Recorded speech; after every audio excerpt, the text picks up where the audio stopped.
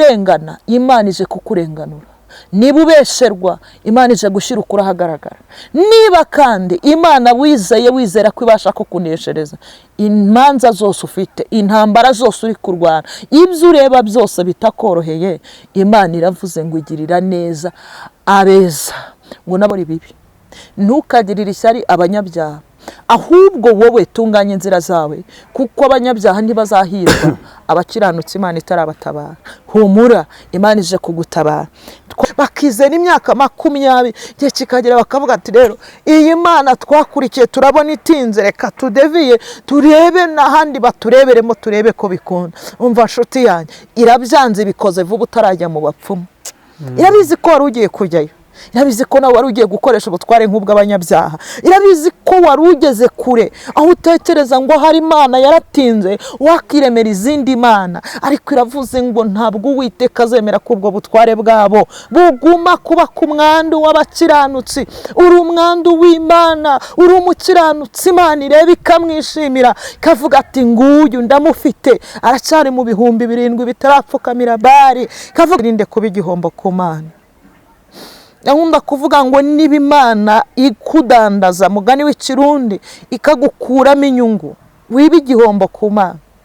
Ubu nge ndi ikidandazo cy'Imana kubera iki ibyo ndimo ndavuga bifitiye inyungu Imana cyane, kuko murankurikiye muri ibihumbi, ariko ntihazaburamo umwe ushobora kwizera aya magambo yayizera ubugingo bwe bukarokoka. Joseline, kuba ndi igishoro cy'Imana, Imana ikabibonye inyungu. Nyemerera aho utuye uba igishoro cy'Imana, wiba igishoro cy'abo muturanye, wiba igishoro cy'abo mugendana, wiyoborwa n'imyumvire yabo, ngo we kwegera Imana. Egera Imana cyane kugira ngo iyo nkoni y'ubutware bw'abanyabyaha itaguma imwe, ngo nta kindi gihagurukije Yesu.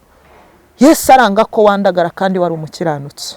Yesu aranga ko ukora ibidakwiriye kandi wari ukwizerwa mu bo kwizerwa. Ne paya siredra, Imana ihimbazwe ko amaboko yawe Imana itemeye ko aramburira gukora ibibi.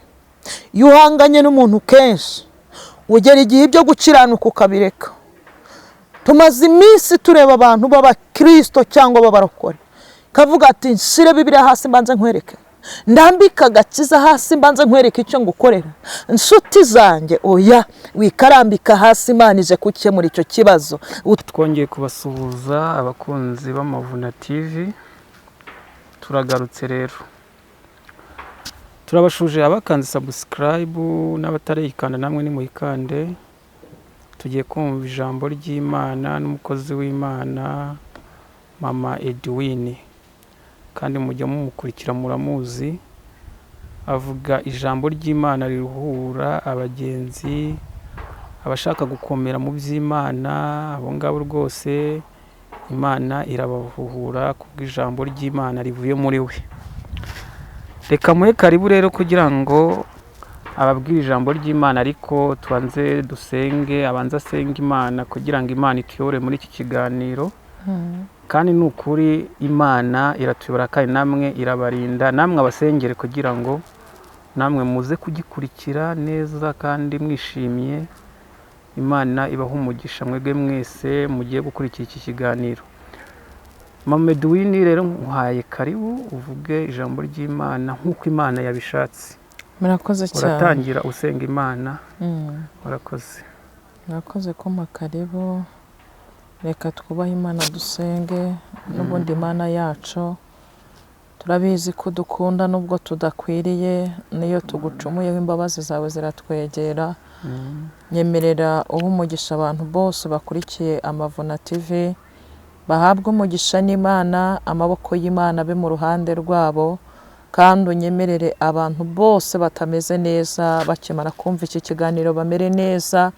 Ukuboko kwiza kw'Imana gukiza, kubohora, kubyutsa baguye, kuramira bendaga kugwa, uko kuboko kwiza kw'Imana kubagereho, babashe gukurwa mu bigeragezo n'intambara bamazemo igihe, ahubwo ineza y'Imana igaragare mu ruhande rwabo, banesherezwe byose na Kristo ubasha kubaha imbaraga. Nyemerera udushigikire muri iki kiganiro, ntabari nge, amaboko y'Imana agaragare kandi icyo umwuka w'Imana ashimye kubwira ubwoko bwe Yego, aba ari Mana. cyo nyuzwamo n'Imana. Urakoze kuko uri Imana igiye kubana natwe mu izina rya Yesu, amen.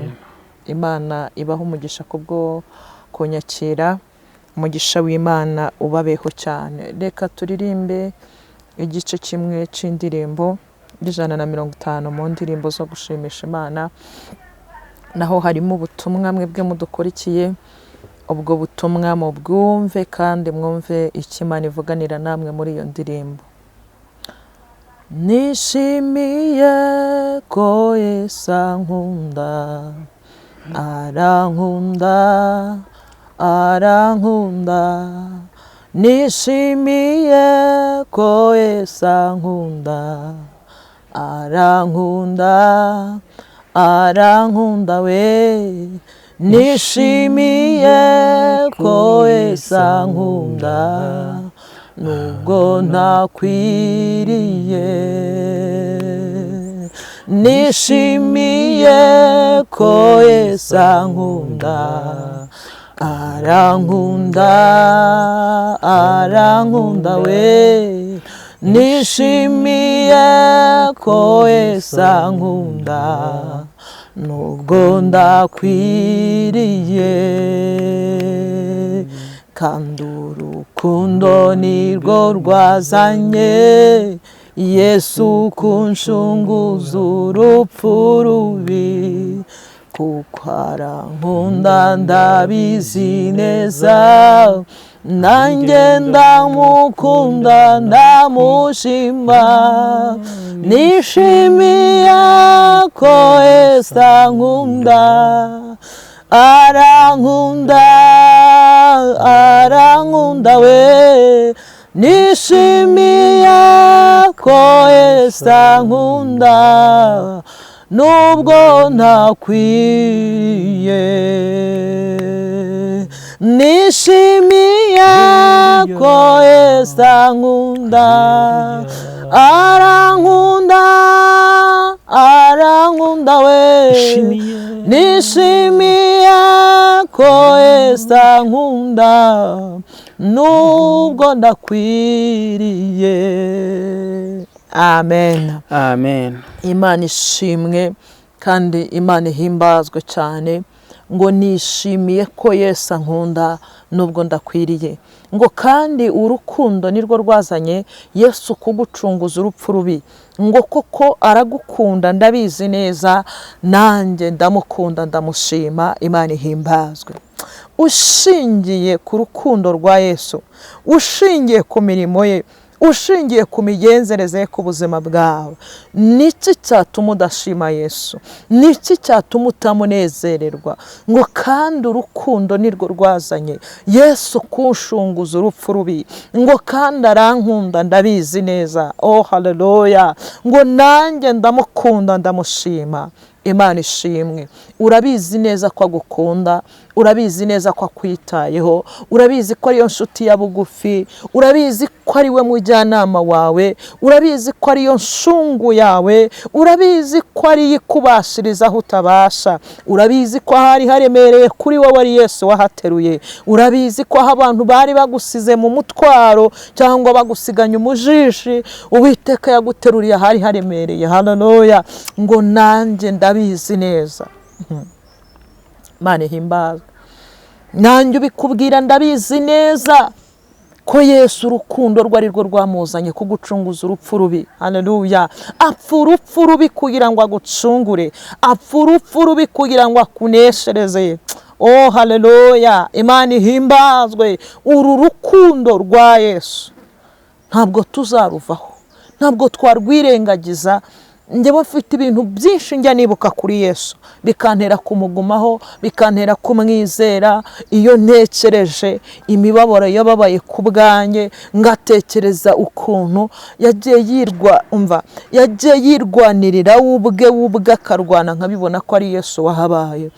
ngo aducunguza kubabara kugira ngo njye nawe tubabarirwe, aducunguza gusuzugurwa, atamirizwa ikamba ry'amahwa mu mutwe. Yesu aragayika kugira ngo njye nawe tuzabashe kuvuga aya magambo ubona ndimo mvugira imbere yawe. Iyo hataba amaraso ya Yesu ntago nakabaye ngira icyo mvuga, ariko hashimwe Yesu wanyemeye nawe akakwemera ngo ni ukuri urukundo nirwo rwamuzanye.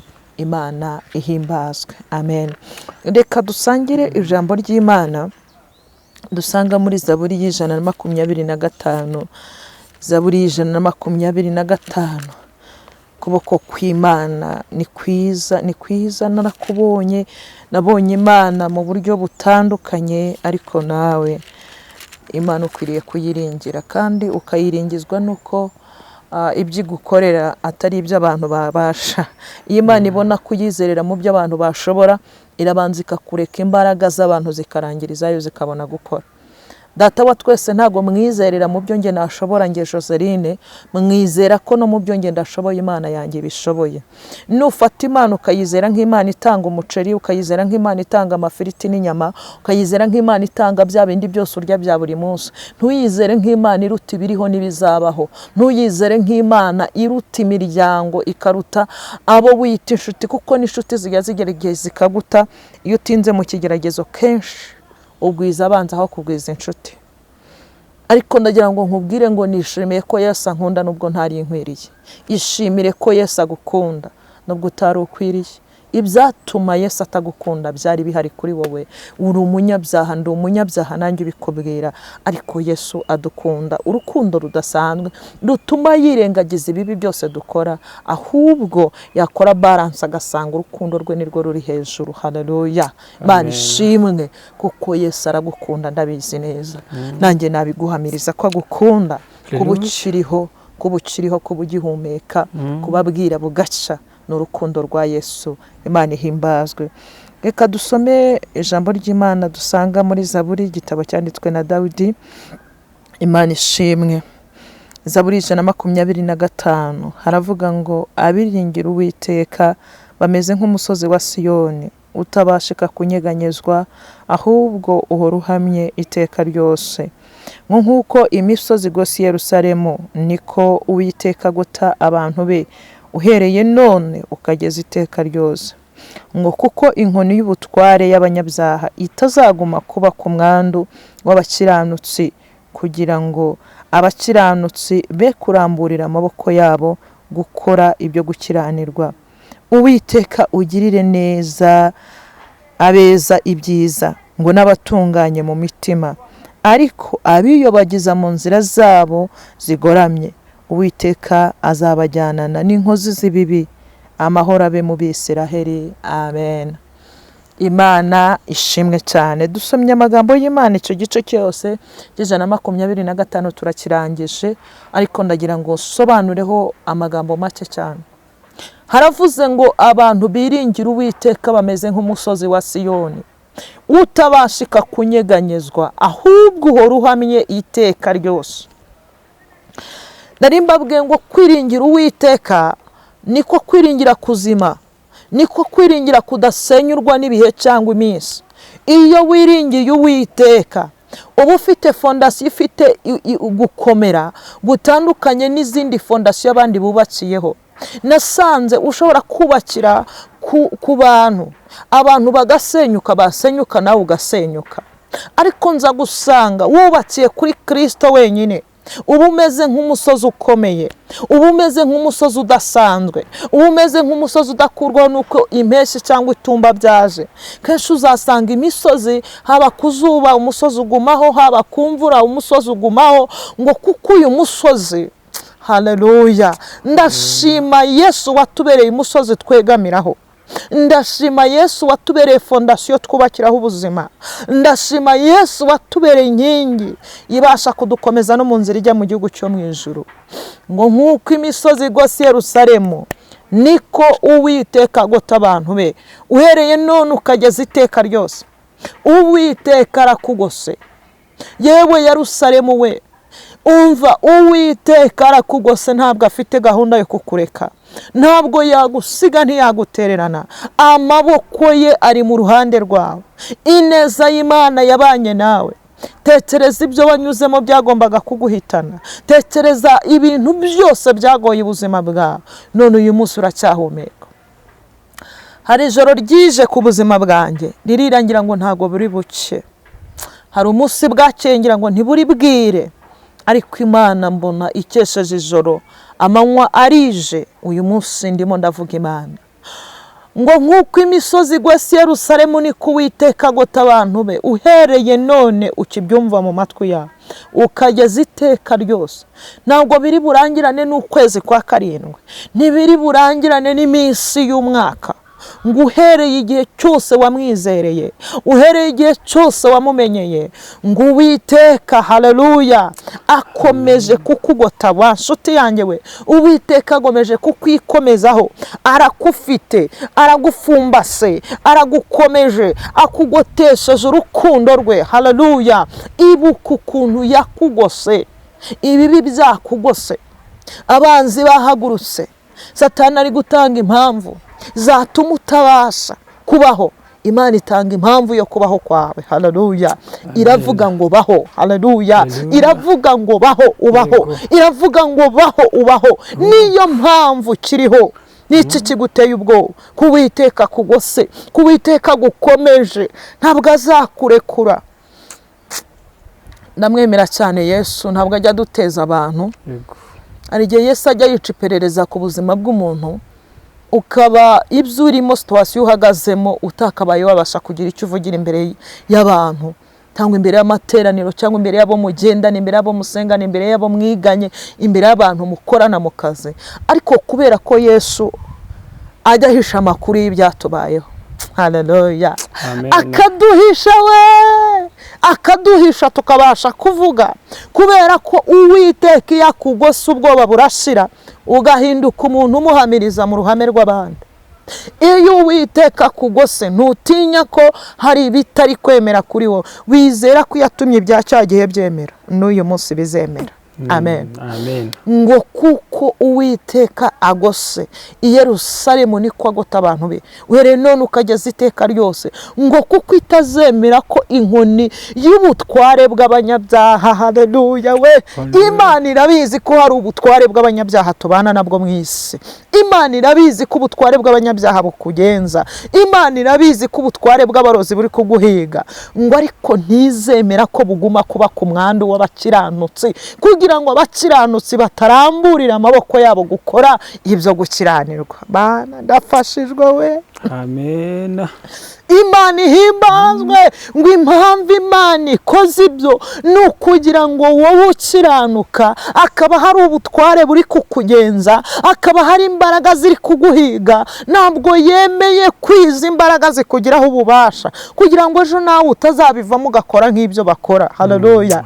Twagiye tubona abantu benshi bizera, bakizera imyaka 17, bakizera imyaka 20, igihe kikagera bakavuga ati rero iyi Mana twakurikiye turabona itinze, reka tudeviye turebe n'ahandi batureberemo, turebe ko bikunda. Umva nshuti yanjye, irabyanze bikoze vuba utarajya mu bapfumu.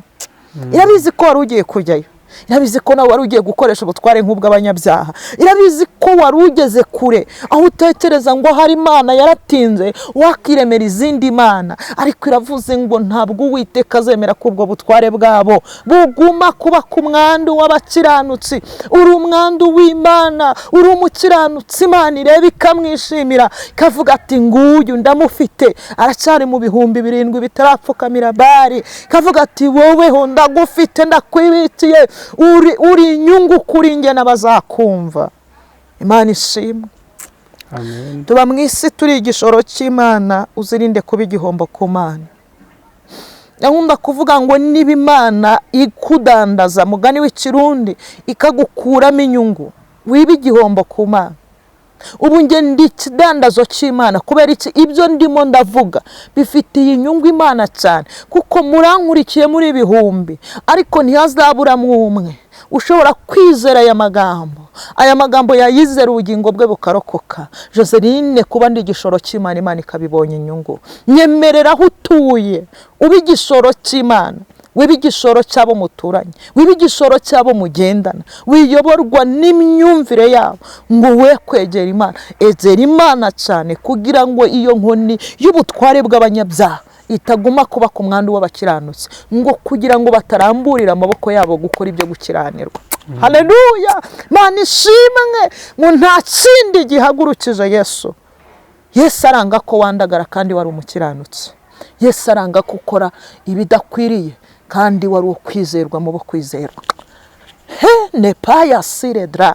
Imana ihimbazwe ko amaboko yawe Imana itemeye ko aramburira gukora ibibi. Iyo uhanganye n'umuntu kenshi ugera igihe ibyo gukiranuka ukabireka. Tumaze iminsi tureba abantu b'abakristo cyangwa b'abarokore, kavuga ati nshyire Bibiliya hasi mbanze nkwereke, ndambika agakiza hasi mbanze nkwereke icyo ngukorera. Nshuti zanjye, oya, wikarambika hasi, Imana ije gukemura icyo kibazo, ngo uzayisiga mu nzira ukomeza. Agakiza kari muri wowe kandi gafite imbaraga zibasha kunesha ibyo byose biri kukurwanya. Amen. Kugira ngo amaboko yawe utarayaramburira gukora ibibi, nicyo gitumye Imana iza kugutabara. Amen. Twasoreje ku murongo waho, ngira ngo umurongo waho twasorejeho, reka dusome n'ubundi dusoza. Zaburi 125. Imana ishimwe, Imana ishimwe. 125.